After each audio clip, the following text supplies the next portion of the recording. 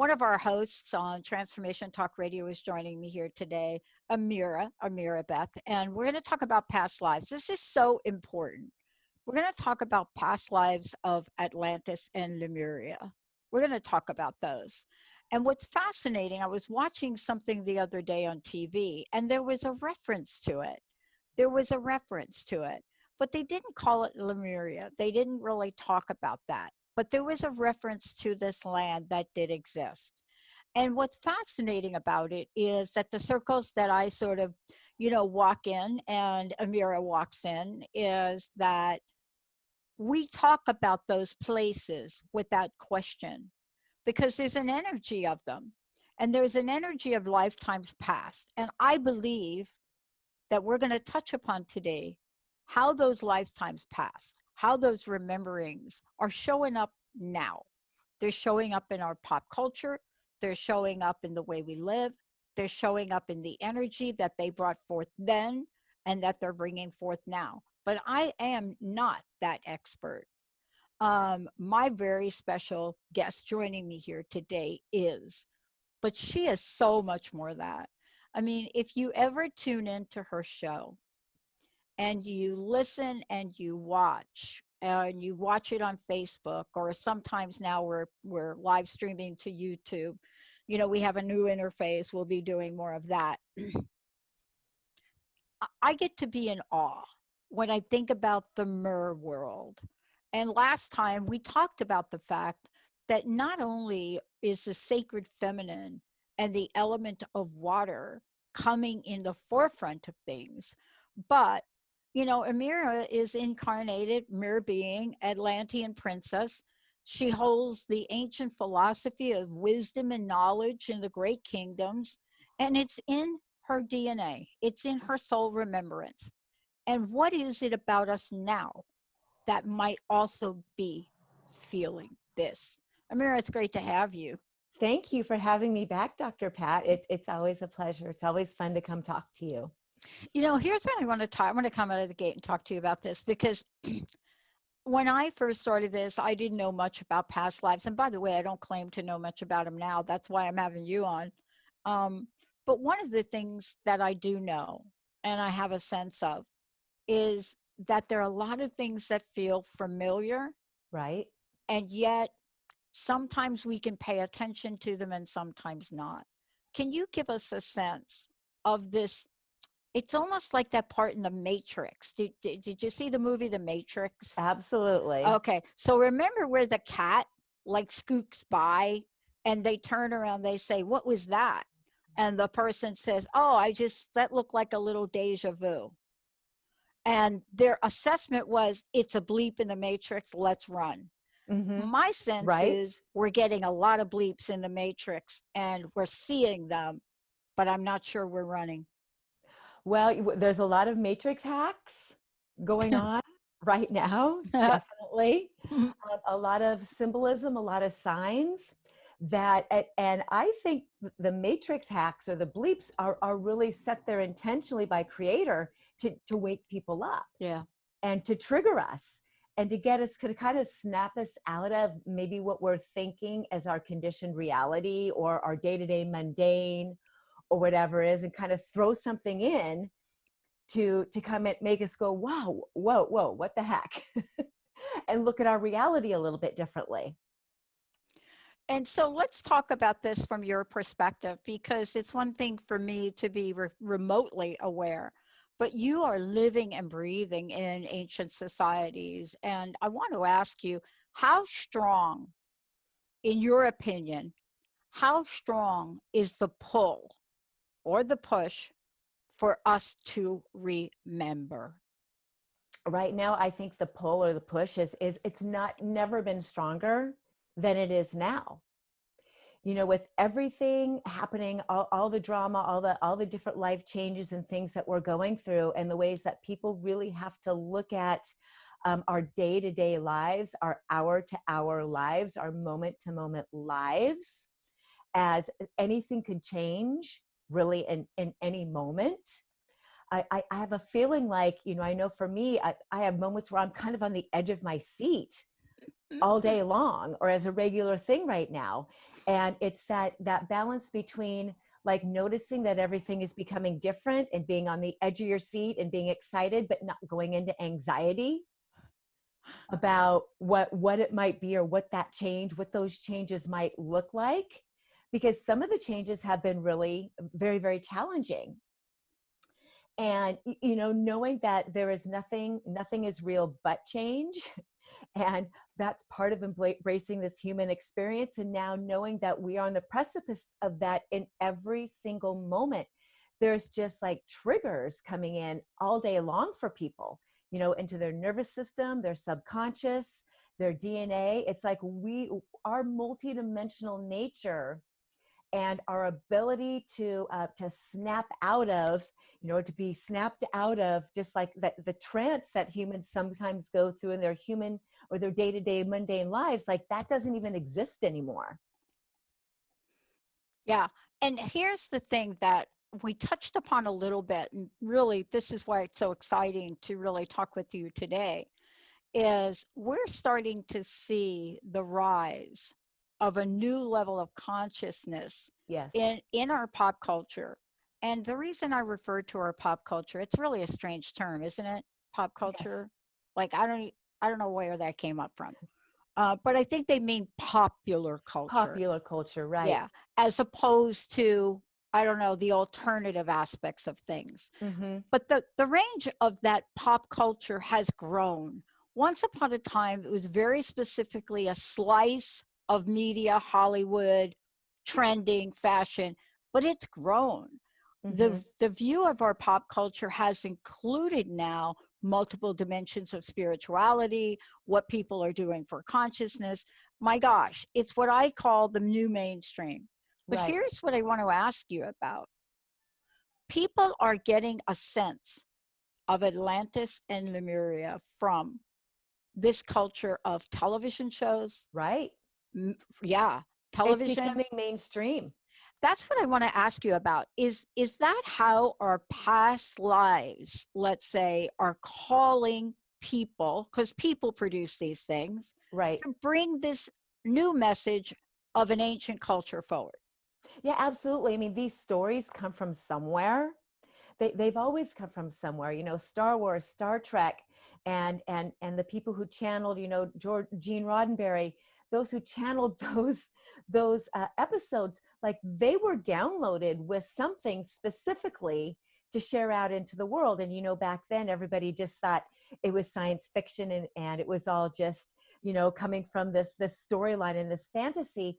And now we're starting to see those things that came out in the 60s, 70s, and 80s in these shows kind of show up in real life. Like they've become part of that technology and the things that happen, the experiences, and the analogy of, becoming a Jedi master and navigating the Matrix and working with the Force and all these things that came out as like so fun and light back then. It's like now they are embodied principles, they're embodied thought forms in our day-to-day life. And fast forward, in the last time we talked about the movie Aquaman. Yeah. About how, many people went and saw that thinking they were going to see this comic strip come to life and this fantasy come to life. But what it's doing is triggering those latent memories that are within all of us, that Atlantis and Lemuria and the Mer people are really, really real forms of existences. And asking us to look at, what is really real and what is really fantasy, and what are we living? Which one are we living? Are we living all of them at the same time?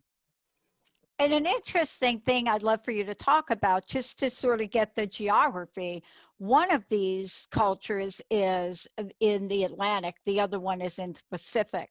Yes. And I don't think people know that. They throw them together. And they say, oh, Atlantis, and then Lemuria or Mu or whatever people call it. But they're not together. They're different civilizations. But right. Isn't it interesting, Ameera, that they sort of represent very similar energies? They represent similar energies and polarized energies as well. Yeah. And the similarities between them is they really were societies that were created to be based on unity and be based on, being with the land and appreciating the land and appreciating nature and working with the forces of nature as our teacher, and working with nature as a way to, to tap into our emotional bodies, Yeah. and as opposed to, all the other things, all the other distractions that we have, and that maybe that were created in these timelines, really asking us to be present and really asking us to be in connection with the other people that were around them and with the forces of nature that were there to support them as well. So that they definitely had that in common. And I'm thinking about, I'm always looking at timelines, and when I think of Atlantis and Lemuria, and when we think of them, they were also very different societies in the way they thought, Yeah. and in the way they practice. And there was a big fallout between the two of them. Atlantis and Lemuria went to war, and there was a division between those people and the lands, and between the masculine energy of Atlantis and the feminine energy of Lemuria, that ultimately I believe led to the split between the masculine and the feminine in humanity. And so now we have all these things kind of happening in the world, and we're seeing so many people and cultures polarizing again, and going on this side and going on that side. And anytime you polarize that extremely, the opportunity for unity and common ground kind of dissolves. And so we have these people fighting amongst themselves and fighting for what they believe is right and wrong, and this and that, Democrat, Republican, Yeah. whatever you want to call it. And that common ground, again, where we're repeating this spiral where the bottom is kind of fallen out. And so I can't help but wonder, because, we are rewriting a spiral, we are trying to course correct, if there isn't going to be some kind of great equalizer Yeah. that comes along that forces us all to put aside our differences and to forget our squabbling and our pettiness and bring us back together. I'm really struck by this. I'd like to go ahead and skip the break if we could, Ameera, if you don't mind. Sure. Once a long, long time ago, I picked up a book, and honestly, I don't know where it was from. I don't know how I got it. But it was a book about Plato talking about Atlantis. Mm-hmm. Now, he started talking about Atlantis in like 360 or something BC. Right. Why? Now, let me be broader than my why question. Okay. Because it ties into what we're talking about today. If we are really looking at the past life energy and ripple effect, let me just call it that. Very naive conversation about that, but let me just call it that for a moment. The ripple effect. And we're going back in time to not only look at where we are today and how it's showing up in the world we live in today, in the digital age we live in today, but even as far back as you can go, where other people, other philosophers started to talk about, these cultures, you have to wonder if this has not been a thousands and thousands and thousands of years of trying to reach us, of messaging. Yes. Right? For some reason. What are your thoughts on that? Well, my guess is that philosophers like Plato, who wrote about these very esoteric concepts, understood multidimensionality and understood simultaneous life. They probably didn't look at past, present, and future as linear.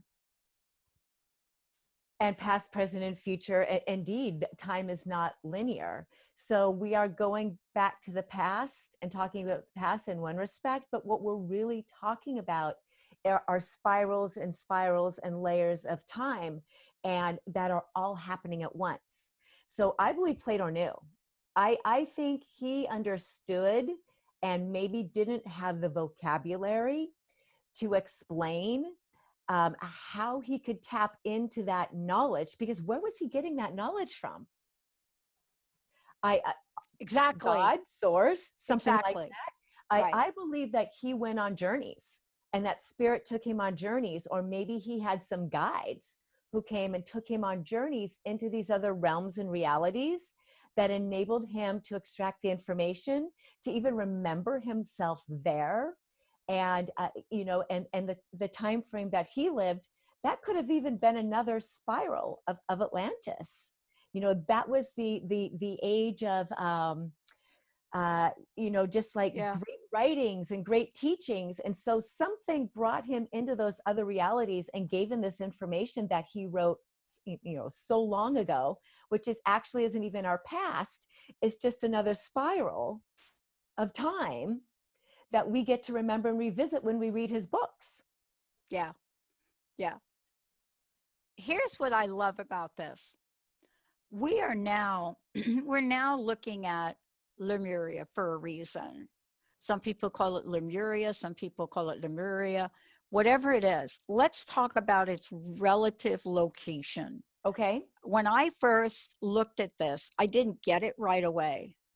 But then I started to get really interested in it, because I have to tell you, Ameera, I could never explain to people that knew me or people on the East Coast when I moved to Seattle, in the Seattle area.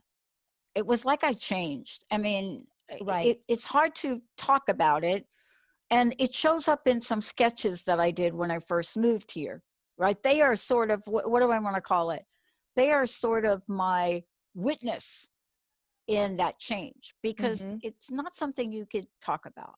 And my first trip to Hawaii, which I talked about the other day, very, very detailed, I talked about it, was shortly after I got here. I had two friends, one of them had a home there, another one, you know, so off we go. So I land in Seattle, and in a short period of time, I'm on a plane, and I'm in this place I've never seen before, never been before. But I talked about what happened to me the minute that that air hit me. And I want to talk about that in relationship of past lives and the landscape that Lemuria once contained, because I Mm-hmm. don't think people know this. They don't know geographically where it is and how enormous it was. And we Right. should touch upon that, because people talk about, when, look at you, you're living there. You Yes. know, people talk about, I almost lived there. I talk about this today, where I say, I have got to get my Molokai fix or something like that. And people look at me like, you're crazy. What are you talking about? Can you explain this from a past life perspective, and why that energy is so overwhelming Yeah, sometimes? absolutely. You know, the everything is vibration and frequency, obviously. And there are certain places on the planet where the veil between dimensions or the frequencies are at a rate that are so different or extreme than maybe what we're used to, that the feeling is palpable. The energy of the land is more palpable than maybe other places. So when you come to some place like Hawaii, and I hear this place, I hear it all the time from people when they land on the islands. And I know I had that experience the first time I came to Kauai. The remembrance of this as home was so overwhelming to me. And I had been to all the other islands, Yeah. and they're all wonderful. And I had great experiences and existential experiences in all of them. And wherever you personally are resonating the best is the island you will visit, and you will have the same experience that I did on Kauai of, oh my God, what is this place? I am home. Yeah. And this place is so alive. And when you look at the trees and the mountains, you can see nature breathing. Yeah. You Yeah. can see, I have seen through the veil here, walking around, being on the land, being in the jungle, had really extreme existential experiences of actually see, there's a grid. the matrix is a grid, and actually seeing that with my physical eyes and feeling it with my body, and know that I am actually visiting another world, another reality at the same time I'm in the reality that I am today. You know, people come to Hawaii, and I'm sure you had it too, where you get visited by the spirits, and you feel the mana of this land so succinctly and so deeply that anything that is encoded or hidden in your DNA and your cells and your subconscious, it starts to come alive and spark and talk to you. Yeah. And it's kind of, it's almost a little overwhelming. It's almost, you know, a little bit kind of freaks you out a little bit, because it's like, what's happening? My skin is alive. My senses are alive. My heart is beating faster. And like everything just kind of comes online as a wonderful trigger. You know, here's what I'm really shocked by, and I really, this is part of our show today. For those of you just tuning in, we're just talking about past lives of Atlantis and Lemuria with my very special guest today, Ameera, Beth. And one of the things I'm really struck by is, you know, not only is there a connection between Atlantis and Lemuria, but one of the things I've looked at, and I really would like you to comment on this, because this is just my perspective on it. One of the things that I looked at very closely is this energy of ancient Lemurians. And some people say that over 350 million Lemurian souls have incarnated at some point in time. Yes. I don't know the exact number, but it's a lot. But if there's a purpose for it, and I want to talk with you about this because I get a sense there's generationally these souls emerging right on the streets as we speak. Right. So let's talk about that. Okay. What are Lemurians known for? So my sense of it as a people, they're known for their absolutely integrated connection with spirit. Yes. They're known for their empathy. Some people call them sensitive and fragile, but they had a vision of what was going on that they couldn't describe. Probably it's what caused them to clash with the Atlanteans. But is that sense of them true? It's not a place of weakness like people like to talk about. It is a truly place of strength. It's a that place they of wanted to leave. Receptivity and openness and connection to earth, connection to you. So Lemurians, and my belief is that if you are on this planet today, you have had a lifetime in Atlantis, Lemuria, or both. Yeah. Across the board, everybody here on this planet would not be here today had they not been in Atlantis, Lemuria, or both in one or probably even many, many lifetimes. Most of us incarnated in and out of those communities and many, many, many lifetimes. And we're here participating in the new course correction and rewriting of the spiral. And your description of the Lemurians is very correct. You know, it's not a generality or a stereotype to say this is how they showed up in the world. They came in fully connected and fully embodied to supporting and working directly with the energy of Gaia, and not deviating from what the earth and their community needed for surviving and thriving and staying in those higher vibrations. You know, we're talking about going back in time. We're talking about going back in time, way back in time as we see it, right? As we see it. We're not talking about like, Plato 360 BC. We're talking about like maybe 38,000 BC or something like that, right? You know, we're talking about a people, maybe even further back. Right. But what I love, and I want to ask you about this when we come back from break, what my sense is, and this was my sort of thought over the weekend, my sense is when we look at the Atlanteans right now and the Lemurians right now, we can see them in the streets. Yes. We can see them in the protest.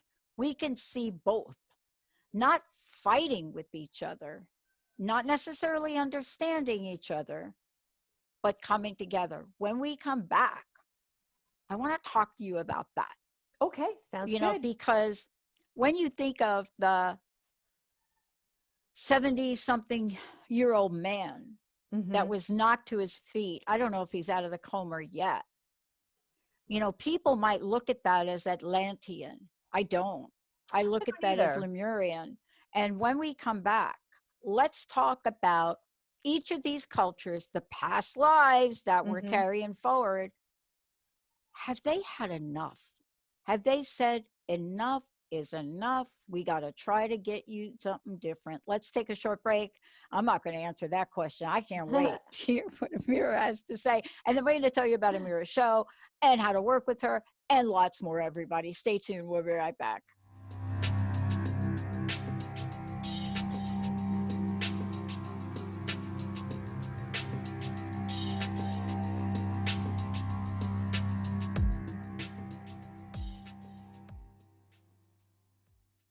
Tune in to The Truth is Funny with Colette Steffen each Wednesday at 8 a.m. Pacific, 11 a.m. Eastern on TransformationTalkRadio.com. This hit show will have you thinking outside the box and riding the wave of infinite potential. Join Colette on the Higher Self Network, inspiring listeners to shine their brilliance and ensure success while roaring with laughter as they recognize the humor of the giant cosmic joke. Visit thetruthisfunny.com. We remember a time when you could simply form a thought and it would manifest. The harmony was forgotten, but it is returning now. The Power of Inspiration and Awakening Radio with Julia Griffin on TransformationTalkRadio.com each second and fourth Wednesday at 9 a.m. Pacific. We'll take you on adventures through the heart and spirit exploring who we once were. This intuitive healer studied under the guidance of wolves, learning from their wisdom to master a higher frequency for a new state of mind. Visit OneTrueSelf.com. Stuck in a roundabout of dysfunction? Stop circling around difficult issues and find out what's been holding you back. Learn how to speak your truth to power with host Dr. Kathy Obear. Create real change with smart tools and smart strategies. No frills, no fluff, just life-changing conversations to help get you where you want to be. Extend your reach and become an agent for real change with Kathy Obear. For more information on Kathy and her work, please visit drkathyobear.com. That's drkathyobear.com. Did you know that all of the shows on the Transformation Radio Network are available as podcasts to stream or download? Really? Check us out. Go to transformationradio.fm. We have business shows, spiritual shows, energy healing shows, and pretty much everything in between. Something for everyone, guaranteed to inspire, educate, and transform. We are transforming the world, one listener at a time. Tune in to Lucid Planet Radio with Dr. Kelly Neff. This hit show will illuminate your senses and empower you beyond your daily stressors and hardships. Renowned psychologist and author Dr. Kelly will captivate you with far-reaching topics and amazing guests as you wake to the greatest version of yourself. Learn to tap into your intuitions, think critically about our world, heal emotional and psychological wounds, and follow your passions to live your dreams. The Lucid Planet. Welcome home. Visit lucidplanetradio.com for more information. It's time to get your life back on Burn Bright Today with Jennifer Marcinelli. Tune in each month on TransformationTalkRadio.com. Learn to move from the darkness of burning out to the light of burning bright. Jennifer is redefining stress and the energetic causes of burnout, shining a light on process to get your life back. For more information about Jennifer and her work, visit burnbrighttoday.com.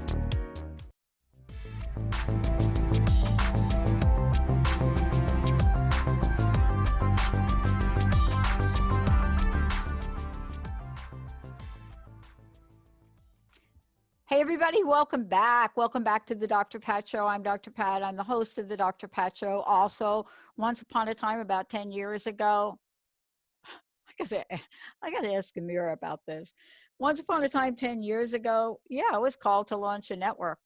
All positive, all talk, wide range channels. Soon, all 10 of them will be launched this year, including a political one.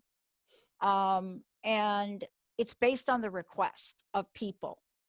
But what is the messaging we're going to bring? Is it going to be your typical political channel? It's not. As a matter of fact, the nature of that channel is one of conversation and open conversations in that. But why is that? Why are each of us being called to do something? For years I contemplated things, but what is it that's calling me and Jessica and Linda to do something? Well, I'm not going to answer that because sometimes I know and sometimes I don't. Ameera, Beth is joining me here today. Before we talk about the impact of Atlantis and Lemuria and past lives, look, how do people find out about you? How do they work with you? How do they listen to the show? All of the above. I have had such a good time on Tales from the Merworld Radio, my show. It has been a platform, an opportunity for me to expand myself so dramatically and become much braver in my voice. And, just the courage to speak about the things that I'm passionate about that are a little bit out there. And then to get some people on my show and interview them and kind of switch up that role. I really want to thank you for providing. Your staff is amazing. Olivia is amazing. Jessica, everybody, fantastic support system that have made this journey for me very painless. Like anytime I need anything, they show up right away. So thank you for that. And thank you for having such an amazing team that is allowing me this platform again to do what Spirit wants me to do, which is speak about Atlantis and Lemuria and the Mer people. So Tales from the Merworld Radio, exploring the ancient lands of Atlantis and Lemuria, is the second and fourth Thursdays at 1 p.m. Pacific time monthly. And I think I'm going on, I think I just finished my 8th or 9th show. I can't remember which, of 14. So I've got a few more to go. So that's a way to connect with me. My Facebook page, just under Ameera Beth Mer Healer. You can find me there. You can friend my public or my personal page. I don't care which. And then I connect people to the show through that platform. I have a YouTube channel under my name, Ameera Beth Mer Healer. I've got my website is ameerabeth.com. And if you go to my website, if you're interested in doing a past life regression, we're going into these other realms and realities. I've been an advanced regressionist for about 10, 12 years.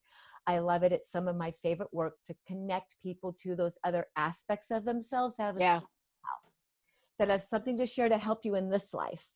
The important thing is you get help in this reality. That's why we go. That's why we go visit these other lifetimes. And then I also have an Instagram. I have a sacred geometry clothing company called Wisdom Wear. And so if you go to Instagram and if you're interested in sacred geometry with crystals and cool stuff, wisdomwear_Kauai is where you can find that. And lots more. People can work with you directly. And here's what my sense of what's going on. And this is why I encourage people to get a hold of you, because I am looking at this. There's so much that is, how do you express this, Ameera? There's so much coming forward within me. And Jessica and I were talking about this the other day. There's so much coming forward that it can be confusing. Yes. If you don't connect it to past lives. Right. It can be confusing as to, are you really asking me to do that there, spirits? Are you really, I'm not kidding. Am I making this up? Oh my gosh. What's going on? And I'll tell you, something did happen the other day where all of a sudden I got contacted to do one of these. Are you really asking me to do it? And then the thing shows up and it's big. And I do need to go back. And so I may be calling you about that. Okay. Excellent. Excellent. But here we are today. I want to talk about these great kingdoms, right? Why they were created. But we're having an event here in Seattle.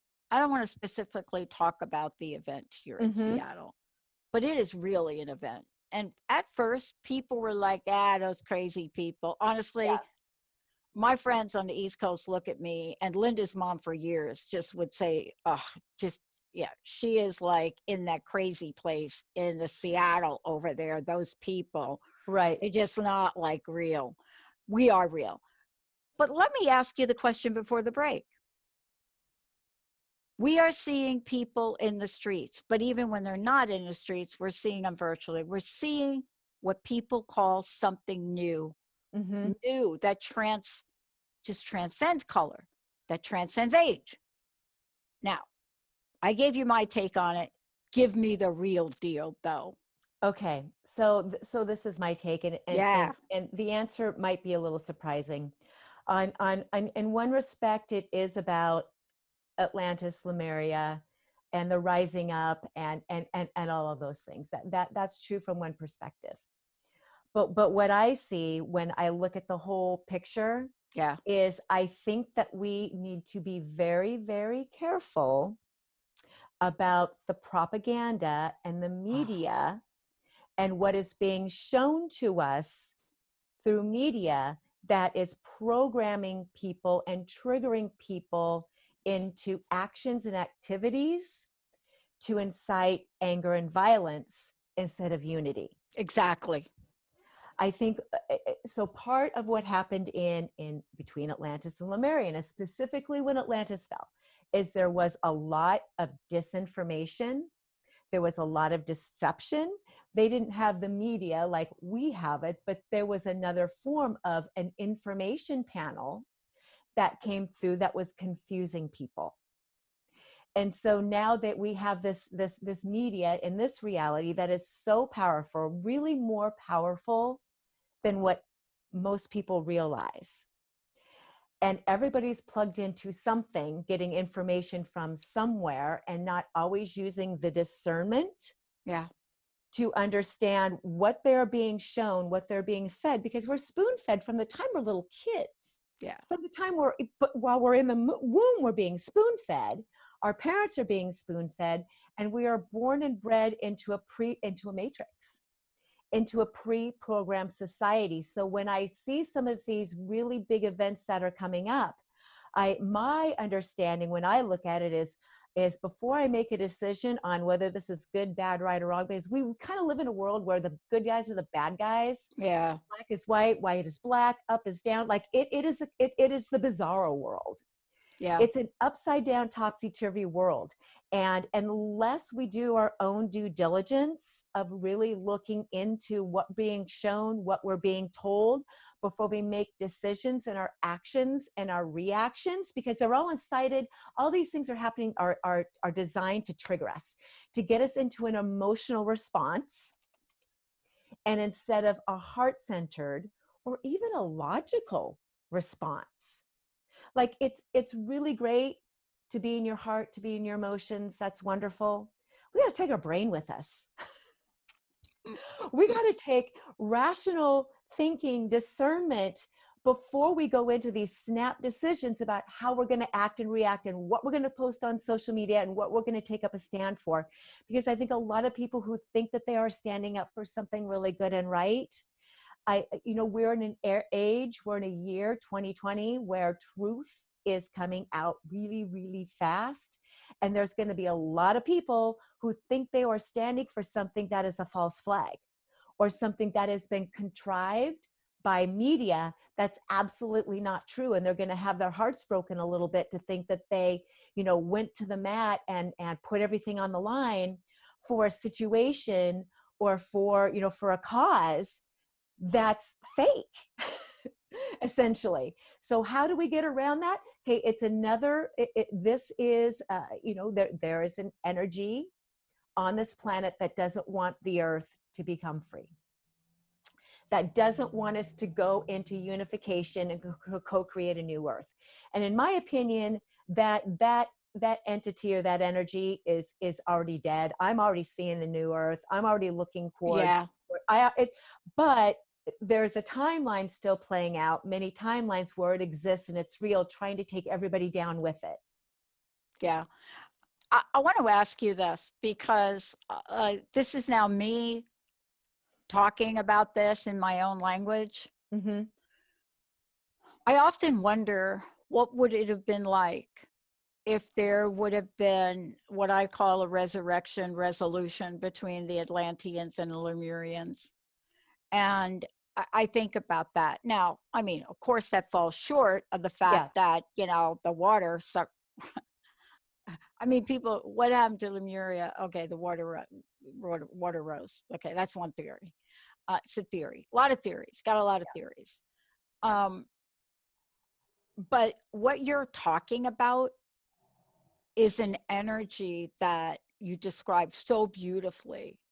I want to ask you about this because you said the word, and I want to know how it fits in these two societies. Definitely short of the comic book version of it. Right. Freedom. What did freedom mean to each of these societies? Because my sense is it was very different for what the Lemurians wanted as freedom in the Atlanteans. Well, and I think for all of humanity, freedom means that we have the ability to retain sovereignty over our bodies and what happens to our bodies.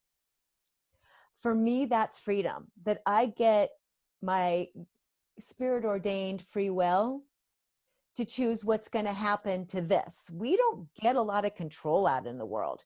We are entitled to have to control over the sovereignty out in our bodies, whether that's physical, emotional, or anything.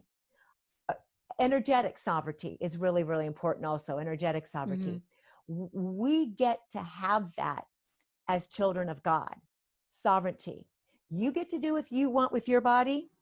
I get to do what I want with my body, so long as we're not hurting anybody else. Right. So long as we're not doing something but if it's my body and my space, and I respect that, and it's mine, and you have your body and your space, and I respect that because that's yours, we get to do what we want with our bodies. And when I think about freedom, when I think about liberation, I think about being able to live in a world where I also don't have to navigate all the BS. Yeah. And, the pop culture and the media and all these things that really want to thwart and take us off our soul mission, our soul purpose, and our connection to God. Yeah. And there's a lot of distractions out there. And I believe both societies, I believe they wanted that. They both of them came in wanting to understand and embody soul sovereignty and physical sovereignty while they were here on earth. How they went about it might have been a little different. Might have been a little bit different, like their means to the end. But my belief is all humans really want the same thing. We want acceptance, right? We want to be accepted in the world and loved for who we are. And we want to be able to make choices for ourselves that are in alignment with what our soul wants while we're here. What you're talking about seems like, if we could just pause and talk about this for a minute, what you're talking about, people may be shaking their head and they may be thinking to themselves, well, what do you mean? We live in blah, blah, blah, blah, the best country, and here we are.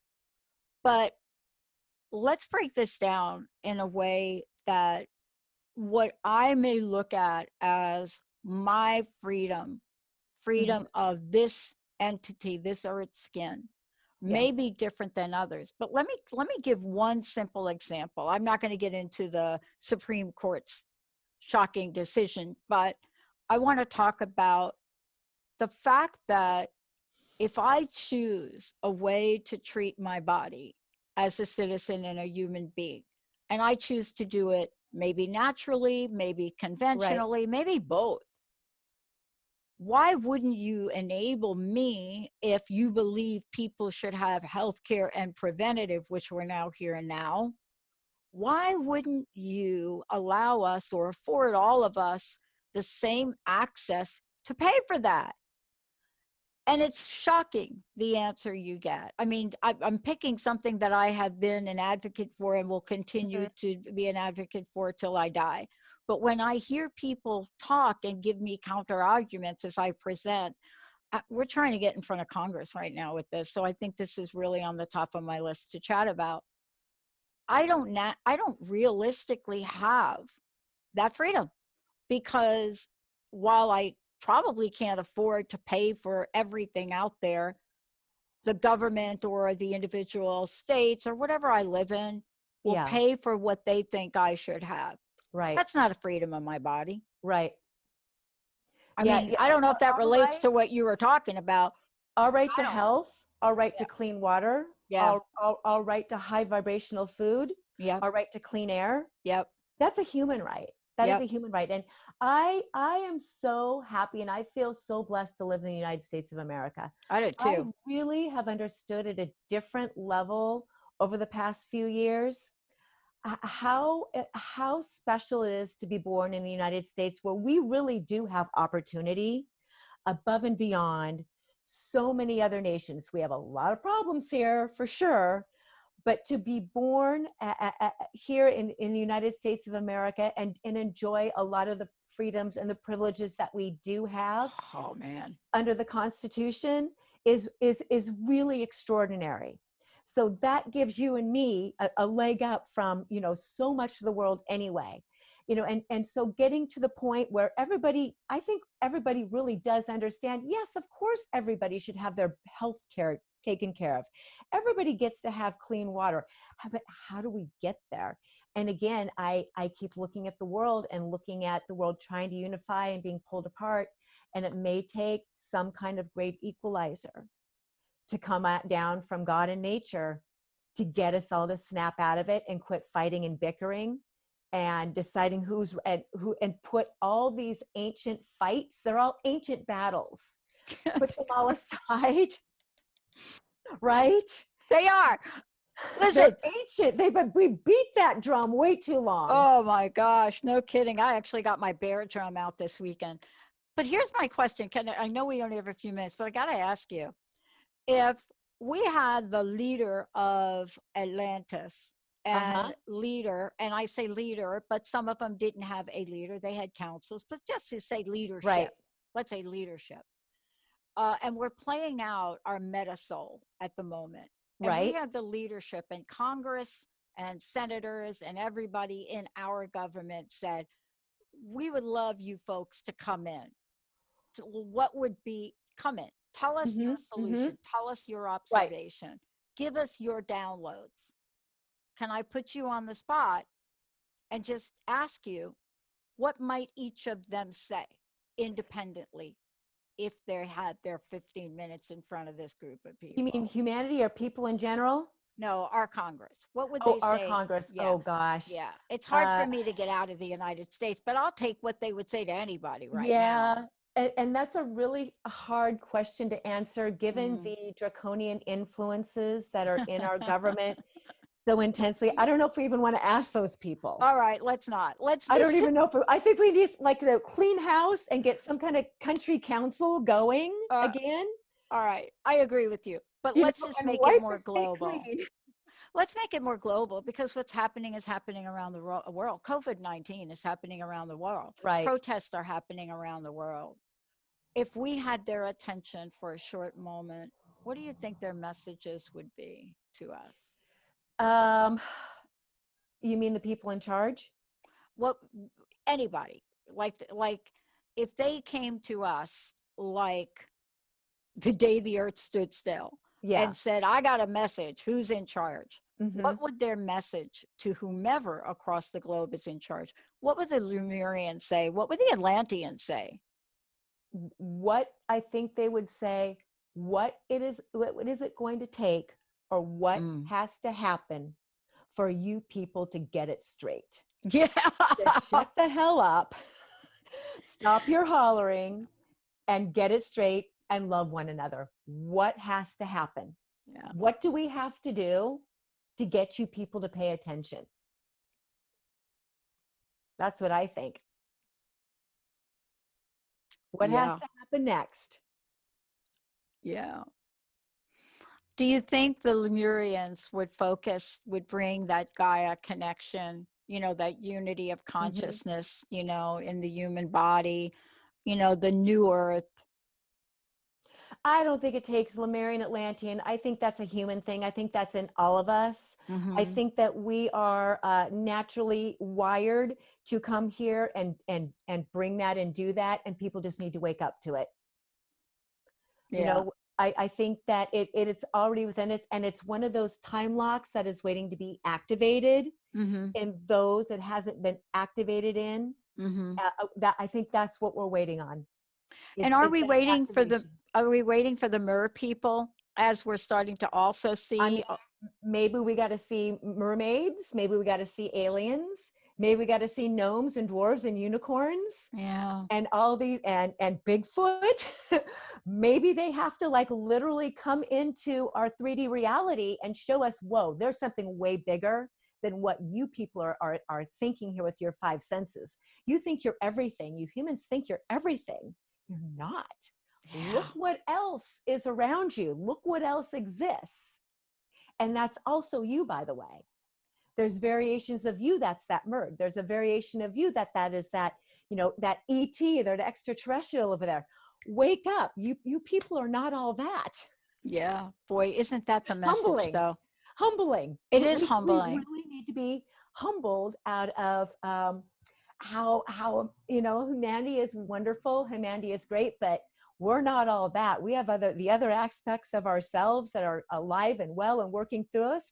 I kind of think they need to show up and give us a reality check. Yeah. I almost made a post. You know, I'm learning how to do my own Instagram posts and do them properly because we have so many pages, right? Mm-hmm. So my post, and there was a picture on it, and it was called, it was very short to sweet, humble or crumble. Mm-hmm. And that was sort of a message, humble or crumble. And I had to think about that. It took me so long to really write it. And I tried to think, where did that come from? Where did that message come from? But that's also been my life's journey.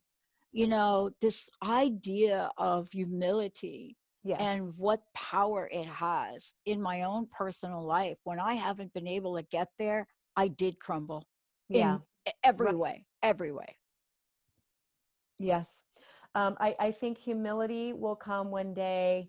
And I'm going to go a little off topic here, you know, when the rescue of the children, the rings of children in sex slavery, when that is really discovered and embraced, and these children are being rescued all the time. I think when that is put front and center and people having protests over saving the children, when that becomes the most important thing, is those kids that are being taken. Yeah. I think that's when the humility and like the truth serum will really come up and change the world. That's what I think. Wow. Ameera, I can't thank you enough for joining me here today. You're going to be back for sure. Love your show. I want to just thank you so much for today and for today's message. But also, this is part one. You continue this on your show. Again, how do people work with you? How do they schedule their own past life a session with you? All of the above, please. Yeah, you could go to ameerabeth.com. I also do 13 activation, chakra clearing, aura clearing, my past life regressions, soul progressions, intuitive readings. Sometimes I teach classes. I teach past life regression trainings. You can also visit me on YouTube. You can go see past episodes of Tales from the Merworld Radio there, or join me the 2nd and 4th Thursdays at 1 p.m. Pacific time for Tales from the Merworld Radio. Tales from the Merworld. And then also, are you still doing wisdom wear?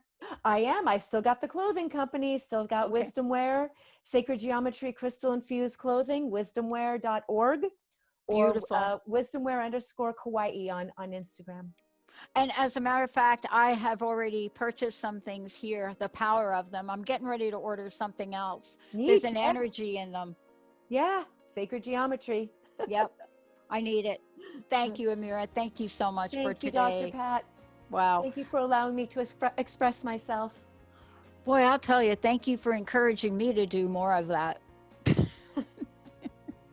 I'm telling you, I'm growing right in front of you. Yeah. Every day. Every day. Yeah, it's daunting, isn't it? Because why is somebody like me so fascinated with the water energy and I can't even swim? That's another show. You'll have to come back for that. Let's take a short break, everybody. We're not done. We got more. We're fired up. Oh, Ameera, Beth. Awesome, awesome, awesome. We'll see you in a few minutes. Aloha, Dr. Pat. Aloha. The views expressed on this program are those of the host